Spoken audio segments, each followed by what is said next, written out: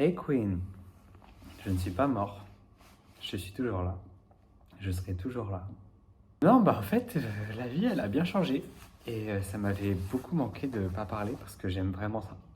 Du coup, le comeback de comment est-ce qu'on change complètement sa vie du jour au lendemain, c'est exactement ce qui m'est arrivé. C'est pour ça que j'ai complètement disparu des réseaux. Je me suis beaucoup remis en question. Et finalement, même pas tant après. Dans le sens où j'ai arrêté trop de réfléchir et juste je suis parti. Donc je suis à Paris. Surprise! Je suis là en full time, je pense, jusqu'à la fin de ma vie. Ça commence à devenir un peu triste tout ça. J'ai pas trop attendu non plus d'avoir le micro, l'ordinateur et tout, parce qu'en fait j'ai pas le temps pour retourner chez moi et aller chercher mes affaires. Et je me suis dit, mais en fait, j'ai pas besoin d'attendre, juste faut le faire. L'idée est la suivante, c'est juste trying, genre juste continuer d'essayer et avancer. Et c'est vraiment 90% de ce que j'ai appris là ces derniers temps, c'est juste essayer et avancer sans réfléchir. Et c'est pour ça que je suis là, littéralement avec, je sais pas comment dire, des nouveaux vêtements, un nouvel espace pour travailler, des nouveaux projets. Et j'ai l'impression depuis, je vais dire récemment et en même temps pas récemment parce que le temps est passé d'une manière tellement étrange, un nouveau moi. Vraiment, j'ai l'impression d'être un nouveau moi, de ne pas réfléchir de la même manière, ce qui ne veut pas dire que c'est bien, ce qui ne veut pas non plus dire que c'est mal, juste c'est complètement différent par rapport à avant. Bref, pour remettre dans le contexte de ce que j'ai envie de dire, je suis tombé sur cette vidéo. I'm still trying. I'm trying. I never stop trying. Even when y'all think I'm not doing shit, I'm trying shit behind the scenes. De je sais même plus qui d'ailleurs, je sais plus c'est qui ce gars. Mais bref, en fait, on s'en fout, c'est juste... Je sais pas, ça m'avait remotivé et je scrolle vraiment plus beaucoup. Mais quand j'ai le temps,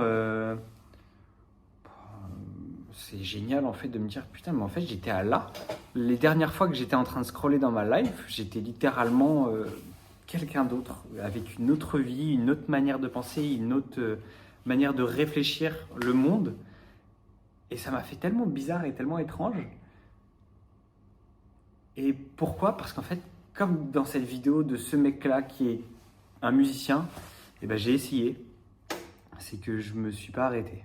C'est là où c'est dingue la vie. C'est que je pense avoir rencontré une quantité astronomique de pépites. Et c'est tellement bizarre. Les interactions que j'ai à l'heure d'aujourd'hui, c'est des gens qui sont complètement positifs.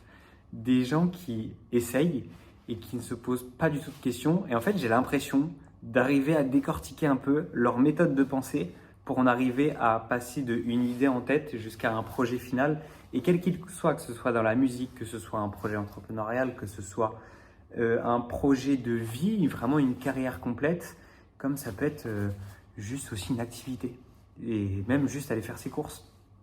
Pourquoi? Parce que je me rends compte aujourd'hui que j'ai eu les bonnes méthodes depuis très longtemps déjà pour réfléchir, mais je ne le faisais pas tout le temps. Et quand des opportunités vers moi arrivaient, je n'utilisais pas la bonne méthode, je n'utilisais pas la bonne manière de réfléchir pour pouvoir avancer. Et en fait, c'est pas grave parce que l'essentiel, c'est juste d'avoir essayé dans tout ça. Déjà, la première chose dans laquelle moi je me suis trompé, c'est que je pensais qu'il fallait que je sois quelqu'un d'autre, que je prenne un autre personnage pour réussir à atteindre un peu ce que je souhaitais. Et en fait, c'est pas du tout le cas. T'as absolument pas besoin d'interpréter un nouveau rôle ou d'imiter des gens qui sont autour de toi. T'as juste besoin de t'imprégner des codes, du minimum de codes que tu connais dans ton domaine pour ensuite te le donner à toi-même. C'est en fait, imagine-toi que tu es un acteur dans un film qui est celui de ta vie. On te dit, ok, le personnage, il lui arrive ça dans sa vie. Comment est-ce que tu réagis? Comment est-ce que toi tu interprètes ce rôle? On te donne un texte de dialogue. Qu'est-ce qui fait que ce texte il est vivant? C'est parce que c'est toi qui le mets en scène, c'est parce que c'est toi qui utilises tes mimiques pour articuler tout ce texte. Et du coup, ce texte en devient littéralement vivant. C'est exactement la même chose dans tout. En fait, le monde autour de nous, il ne nous demande pas de faire les choses robotiquement, de faire les choses même bien. Ça sert à rien de faire les choses bien.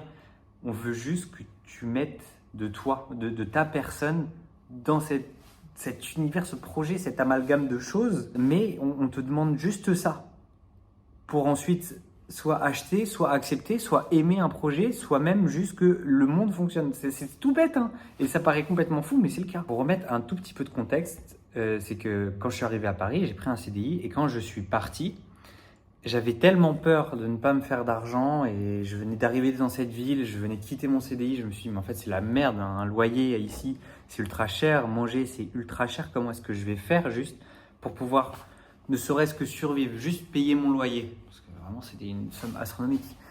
Et en fait, j'ai tellement dit oui à tout que j'avais plus aucun moment pour réfléchir, dans le sens où vraiment je me levais, j'allais travailler, je rentrais chez moi, je dormais, je me relevais pour aller travailler, ça ne s'est pas arrêté, ça a été un mois mais vénère, ça ne s'est pas arrêté, je ne sais pas comment j'ai fait pour survivre à ce moment-là, mais c'était fou. Et du coup, j'étais que dans l'action et j'interprétais le texte des autres sans interpréter le mien. Et à la fois, ça fonctionnait parce que juste j'étais là et j'étais présent dans le monde des autres, mais toujours avec leur texte à eux, avec leur mise en scène à eux. Pour réussir quelque chose, il faut être présent perpétuellement dans la vie des autres et surtout des gens qui t'intéressent. Dans le sens où c'est un peu bête dit comme ça, mais il y aura des gens qui seront 1000 fois plus talentueux que vous pour faire les choses que vous êtes capable de faire aujourd'hui. Si on te demande aujourd'hui d'écrire un poème, et grand bien leur face, mais il y a plein d'autres gens qui seront meilleurs que vous pour réussir à créer ce texte. Et en fait, c'est pas grave. On s'en fout. Les gens n'iront pas venir les voir eux, ils iront venir vous voir vous. Pourquoi ? Parce que en fait, juste vous existez dans leur vie, ils se souviennent de vous. Par exemple, ce matin, vous avez mangé quoi ? Vous avez mangé tel type de céréales qui était affilié à telle marque, et en fait, vous y pensez pendant la journée, et dans 2 jours, vous aurez complètement oublié l'existence de cette marque si vous ne la voyez plus dans votre quotidien. Ici, ça reste la même chose, exactement pour vos projets. L'essentiel, c'est d'exister dans l'œil des gens qui vous intéressent, dans le sens où juste vivez à 100% en montrant les choses. En 2020, par exemple, sur les réseaux sociaux, on voyait beaucoup ce système qui était mis en place. C'était des gens qui créaient leurs projets, donc voilà, j'ai décidé de faire des bougies. Et en fait, ça a donné suite à des collaborations de, on va dire, parfums qui se sont implantés dans le projet initial, malgré que les bougies n'étaient pas dingues au début. On s'en fout parce que telle personne a un besoin qu'il faut qu'elle satisfasse. Et vous rentrez à ce moment-là pile poil dans leur timeline où ils ont besoin de vous parce que vous répondez exactement la même chose. Le positif attire le positif. Je ne pensais pas redire ça un jour en plus de ça en public. Mais juste exister et apprécier le fait que les gens peuvent venir vers vous juste par le simple fait que vous étiez là à ce moment-là. C'est que des énergies qui s'entrechoquent, qui s'entremêlent, et quand votre énergie est grande, vous allez attirer de grandes choses. C'est obligé, ça marchera tout le temps comme ça. Et le dernier point qui me paraît être le plus essentiel et le plus important, c'est quoi qu'il arrive dans votre vie, soyez toujours positif et heureux. Pourquoi ? Parce que c'est vraiment le point commun que j'ai trouvé avec les gens avec qui je travaille en ce moment, c'est que ce sont absolument des gens qui voient le côté positif tout le temps des choses et qui ne peuvent pas s'empêcher juste de sourire. Et malgré que ça peut être des fois de très mauvaises personnes, comme des fois ça peut être de très bonnes personnes. Mais des fois aussi ça peut être la merde, ils sont au bord de la faillite ou dans leur vie personnelle ça se passe extrêmement mal, mais ça en fait tu l'apprends plus tard par leur entourage, etc. Et il y a des fois, moi dans ma vie perso, je me disais et cette personne me parle comme ça, tous les jours, comme si en fait rien ne se passait, et elle a l'air de super bien dormir. Elle a l'air de tellement bien dormir, parce qu'en fait, juste elle s'en bat la race, t'as l'impression, c'est un truc de fou. J'ai jamais rencontré des gens qui étaient comme ça, en tout cas pas à ce degré-là, et ça m'a impressionné, quoi.